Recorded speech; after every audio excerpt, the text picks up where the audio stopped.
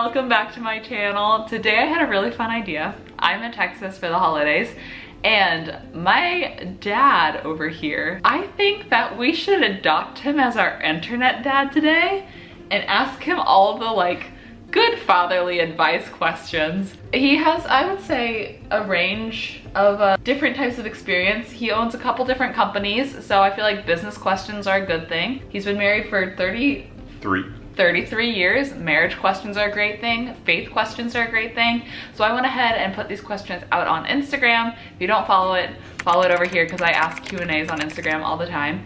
And we're gonna go through it and we're gonna see what types of questions to ask. How do you feel about that? This will be interesting. I'm not quite as natural at all this as you are, but you know, what the heck. You're gonna do great. Okay. Let me preface this by saying too, just so you get an idea of the kind of guy he is, he first was nervous to do this video because he thought giving advice could be seen as being boastful in some sort of way. And I was like, no, Dad, you're successful. You have great advice.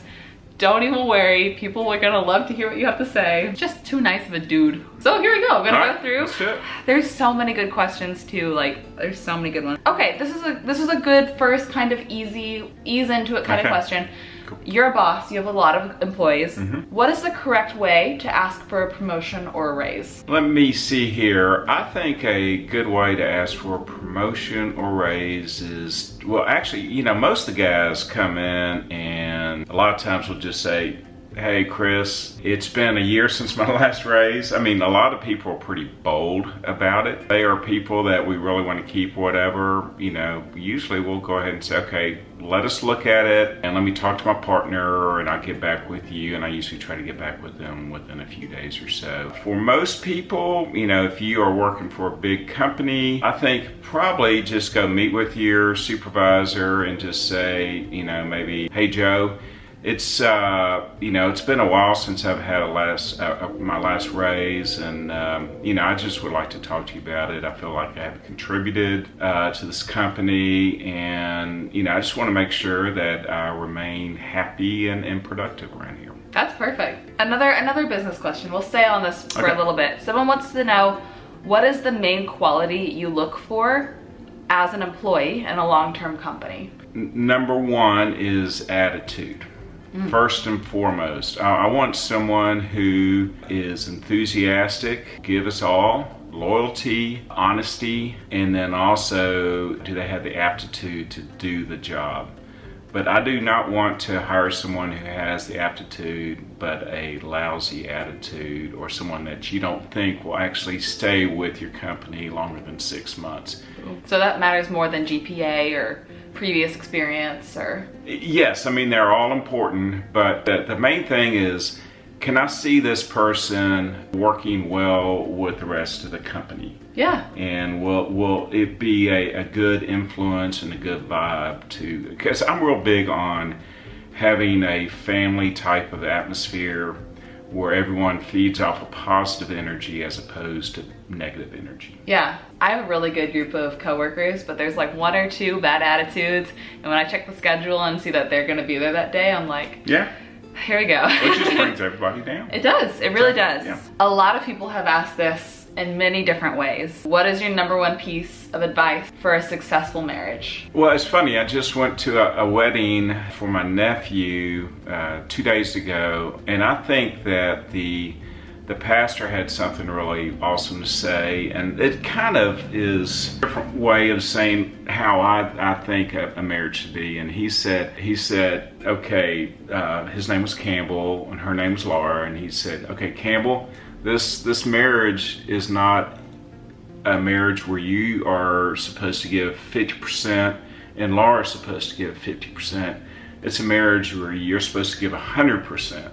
And Laura gives 100%. So if you go into a marriage with the thought that I'm just going to pull my weight and then I'm expecting my spouse to pull his or her weight too, that is kind of keeping score. And I think a marriage will never really fully work out if you guys are constantly keeping score on each other. So it's the ideal marriage is where you can actually try to outdo each other in showing your affirmation towards your spouse. That's one thing you've told me, and it's really stuck with me, is like you always say, I think that marriage works when each spouse always just tries to outdo each other, because you're only ever thinking about the other person, and then selfishness doesn't get in the way. Exactly. How did you feel? A lot of people ask this too in a lot of different ways. How did you feel about me getting married so young, at 21? You know, I was totally fine with it. You were engaged to a great guy. You are very mature for your age. Thank you. And so I just had a peace about it. I really did. You know, some people are not ready to get married when they are twice your age. That's when true. when they're in their 40s. Some people never grow up. So maturity is not necessarily coincide with age. That's true. And you got married, Mom was my age when she married you. Yes, yes. You were 23? Probably 23. Mom was 21? Yeah. Yeah, and Brooke and I were 26 and 21, so. Yeah. So, I mean, you know, it's not like you were a 12-year-old wanting to get married. So, You'd you shoot know, that down. I think when you're in your early 20s, you're totally capable of getting married and having a good marriage. Yeah, I just passed 4 more questions asking the same thing. I have seen this asked in quite a few ways too.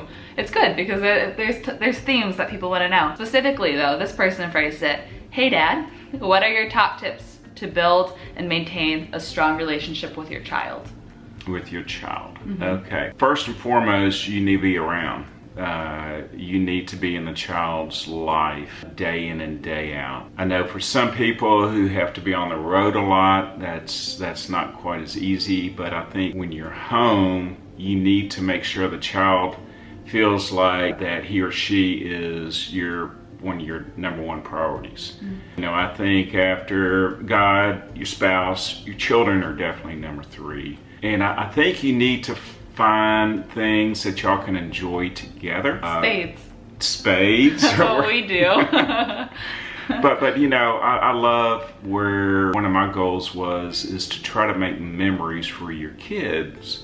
So when they are, you know, my age, they can look back and think about all these fun things that they got to do with you as a parent. Also, I think that got to affirm your kid on a very regular basis and let them know that you're not judging them at all. You're there because you love them and you want nothing more than to see them succeed. And when they do succeed, I want you to celebrate with them. I love that. And you did a great job of all of that raising me. Yeah. So someone had said, and I feel like you had a very similar story to this when you and Mom were newlyweds, but someone said, my husband and I are struggling with money, but they still want to try to save. What are some tips that they can do to try to set money aside? Well, when we got married, it's so funny, you know, and this was a while ago, 33 years ago, so the value of a dollar is a little different than it is back then versus today. Yeah. We always had a joint checking account, so we never separated the accounts. We took the attitude that we were going to work together as a team, and we had a little rule that if one of us wanted to purchase something that cost more than $20, we would consult the other person on that. We also, and don't snicker when I say this amount, we had a weekly entertainment allowance of $20. Oh man, that's one movie ticket. And this was back when we'd go see dollar movies or, you know, 2-for-1 coupons at restaurants or things like that. Another thing that we would do too is we had a rule that we would never borrow money for anything outside of our home mortgage. I like that rule. We did not take out car loans, and we also made sure that we paid off our credit card every single month. I think that's the number one place that so many people get into trouble is they charge up the credit cards, and you know the credit card companies just absolutely rake you over the coals with 22% interest rate. Yeah. So you know, the final thing is I've always had a philosophy of live below your means. There are a lot of people who make even a lot more money than I do, and they're broke because they continue to spend way too much money trying to keep up with the Joneses and just doing things they shouldn't do. That's true. Did you try to stick to I'm asking for me, did you try to stick to a certain percentage of your income when you were newlyweds to set aside? Or was it like how did you determine what percent or what amount to save? No, we did not do that. We actually made a budget, and we, you know, had a line item by line item, you know, the house payment, how much we figured groceries would be, our car insurance, gas, so on and so forth. We did not actually have a set amount that we tried to put into savings. But we always try to craft our budget to where there would be money left over at the end of the month, and by virtue of that, it would be money that we saved. That's great. And of course, take advantage of you if you work for a company and if they have a 401k plan or something like that, for sure take advantage of that. That is the best thing you can do, is if your employer matches your contributions. That's a no-brainer. It's free money. It's free money. Yeah. Okay, people ask this in a lot of different ways, and I get this question a lot too. It's something that I try to model after you. A lot of people want to know how to maintain positivity. A lot of people said, you always seem so joyful. How do you keep a smile? Because it's easy to, you know, see all the negatives, but what are your tips for maintaining positivity? Wow, you know, your mind is such a powerful thing. It's amazing. You can start letting your mind drift off into one direction about something, and let something that maybe irritates you a little bit, you start thinking about it more and more, and before you know it, it's become a way bigger deal than it really is. So I think to the extent you can just cut it off early. I also have tried to make sure that I don't let other people's attitudes or moods dictate my attitude or mood. So many people get so bent out of shape for really silly things that they see other people either doing to other people or to themselves. And half the time, it's just not even worth your time of day to even give it a second thought. No, it's just petty stuff. Yeah. And then you know, my faith. I think I find joy in life, and knowing that there is a bigger cause that I'm living for, other than just my own little gratification day in and day out. Yeah. It kind of circles back to the whole marriage thing. When you're not living life for yourself, it's so much easier to be joyful. Exactly. Yeah. Exactly. Okay, here's a good question. Wait, did you study finance or accounting? I can't Finance. remember. Did mom study accounting? No, she was management in the business school. Okay, cool. So this is a great question. Someone says, I'm an accountant. Should I get my MBA or my CPA? If you're an accountant, definitely a CPA is the designation that most companies look for if they want to hire someone in like a CFO position or a decision-making position. An accounting degree is great to have, but if you went to the trouble of getting an accounting degree, definitely get a CPA if you can pass it. It's kind of like going to law school and then not sitting to take the bar. Ooh, when you put it that way, yeah. Yeah. So, yeah, that sounds important. And then if you want to go ahead and get a master's in finance, and if you can afford the additional school, you know, it's a great thing to do as well, but you're giving up, you know, 1 to 2 years worth of income plus the tuition. So it depends on your circumstances. This is a good one. Someone asks, how do you know you're ready to be a dad? Or I guess a parent. How do you know you're ready? I don't think you ever really know if you're ready or not. Or if you ever really are ready. It's on the job training big time. Being a parent is never convenient. You got to make sure that you are in a position in your life where you think, okay, I'm ready to give up a lot of my freedoms. I'm ready to, I guess, pay for it. And it's a whole different mindset. You know, I always said that getting married was easy. It was less of an adjustment to get married than it was to have kids, because once you have kids, your whole life totally changes. Yeah. You are dedicated to that little munchkin 24/7. Yeah. It's something that you just have to feel like, okay, I'm ready to take the plunge. And you know, some people are never ready. You know, I gotta say though, having children is absolutely the most rewarding thing you can do. It really is. So it's worth the time and commitment it takes. That's a good segue, because I'm interested to know your response to this.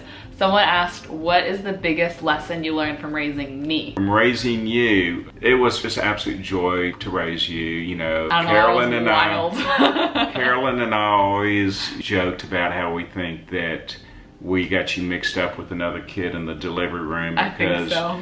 your talents and everything are just so totally opposite of ours. You know, we are being counter types, very practical, whereas you love a camera. You love Really? very outgoing and totally different. So what I learned from you, was that the question? From raising me. From raising you. One of the things I learned is to let the child run with their dream. It was really cool to see how you excelled at what you put your mind to. And I also learned to, if you do have a dream, to pursue it. And I think a lot of people don't succeed in achieving their dreams because they give up so quickly. And one of the things that I love to see you presently, and I learned from you in this regard, is that you never let rejection get you down. Thank you. It's, you know, especially in the acting world where you're going out for 10 plus auditions on average a week, 90% of the time you get turned down. It's hard to maintain a good attitude, a positive attitude, but you have been able to do that, and I find that very inspirational. Thank you. Sure. What would you say is the most important thing for someone to build a successful life overall? Very open-ended. Okay, this is kind of a phrase most of you probably have heard, but I agree with it. Enjoy the journey. Yeah. So many people are saying, I'll be happy when I finally get here. And then you get here and they go, no, I'll be happy when I get this raise or this car or this house. And then before you know it, you are an old person sitting in the old folks' home, and you still have not really been happy with anything that has come your way up to that point. So I think, you know, attitude is absolutely everything in life. Yeah. Even when things are not going quite 100% your way, you can easily look at all of your blessings at that point in time. And like I said earlier, just change your mindset and don't let your mind start going in a bad direction. Life is funny. You know, the one thing about life is it's unpredictable. We all have problems. We all hit roadblocks, and it just depends on how you decide to deal with it. So. Sometimes the people with the least are the most happy. And I think you're right that success is defined as how happy you are, not your value or your... Oh, exactly. You know? What is your number one piece of advice for starting a small business? And I don't know if that involves you giving a little bit of backstory to how you started your business, or... Yeah, well, okay, I did not graduate from school thinking I would be an entrepreneur. I was kind of forced into it. I worked for a major downtown bank in Houston.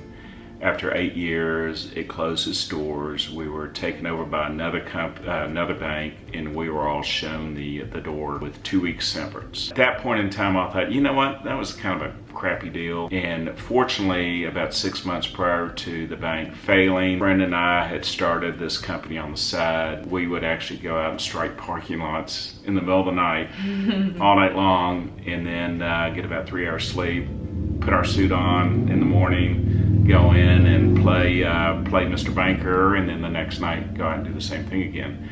So anyway, one thing led to another, but I guess the main thing is to find a business that you're passionate about, that you really enjoy. Now, was I passionate about striking parking lots? I was about to ask that. Not really, but I can tell you, being your own boss so far outweighs working for a company, but you have to be one who is willing to assume the risk. And a lot of people are just not wired to accept the fact that, you know, the first couple years of our new business, I hardly made a paycheck. Fortunately, I had a wife who was working, we didn't have any kids, and so we were able to make it to work out fine. You need to make sure, if you find a partner to go into business with, that a partner, you have a deep mutual respect for each other. I think in a lot of ways, business partnerships are actually more difficult than actual marriages. And I think the rate of partnership failures is probably astronomical. Yeah. So it sounds like for you, not making a paycheck for a few years, and I can relate to that. It took 3 years to make a paycheck on YouTube. Would you say that persistence is key, or do you think that if you're not making money after 3 years that your idea is not right? Yeah, well, and you know, it depends too. If you see some good trends and things are improving, it may be just fine. But before you do something like that too, I think you have to have a decent nest egg, or you got to make sure that whatever, if you have a spouse who's working, make sure that her or his income can support your monthly bills while you're trying to build your business. And then the other thing is make sure you do your homework on the business. If it's something that you're going to be going into and you really don't have a whole lot of experience with it, sit down, do a detailed budget, run some fancy word is pro forma cash flows, where you try to estimate your income and expenses, and just make sure that the concept works to begin with. That would suck to throw 3 years into it and be like, yeah, this doesn't even work. Yeah. There's like, we seriously got through probably what, 12 out of 500 questions. There's so many good questions, and I wish we could just make this a 40-hour video, but people wouldn't watch that long because they have to eat, sleep, and go to work. But thank you for being on my channel. Absolutely. I feel so blessed to have such a great dad who's always in such good attitudes and full of such wisdom and so successful yet so selfless. And so I feel honored to get to share you with the world so that everyone, I know so many people don't have father figures in their life, including my own husband. He doesn't have a father figure in his life. So I'm sure it means a lot to a lot of people to get to ask you the fatherly advice that they wish they could ask their father figures. You've been a dream to raise, thank you. Oh, well, I don't know about that. I was a hyper little kid. Yeah, you're always a joy. Oh, I love you. Love you too. And we love y'all. And thank you so much for watching. We hope you have the best rest of your day, and we'll see you in the video very soon. All right. Bye. Bye. This eye looks small. You look small? This eye looks kind of messed up. No, it doesn't. I mean, they're watering now. My eyes are watering. This eye looks so small.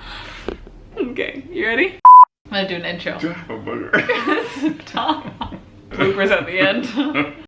Ready for my intro? Yeah, just a minute. Let me get this eye unwatered.